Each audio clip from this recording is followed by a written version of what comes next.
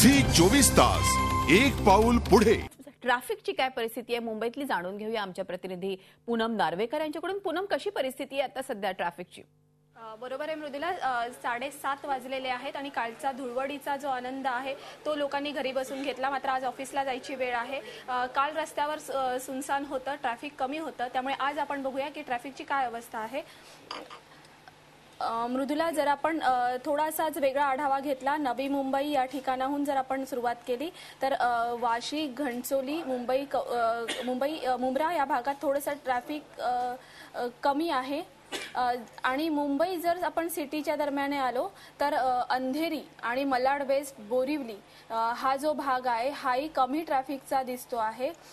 थोडक्यात मृदुला, ठाणे वेस्ट जर आपण बघितलं तर ठाण्याची जी ही ईस्टर्न एक्सप्रेस हायवे या ठिकाणाहून बघितलं तर मुलुंड, ठाणे आणि भिवंडी हा जो रूट आहे तिथेही ट्रॅफिक कमी आहे।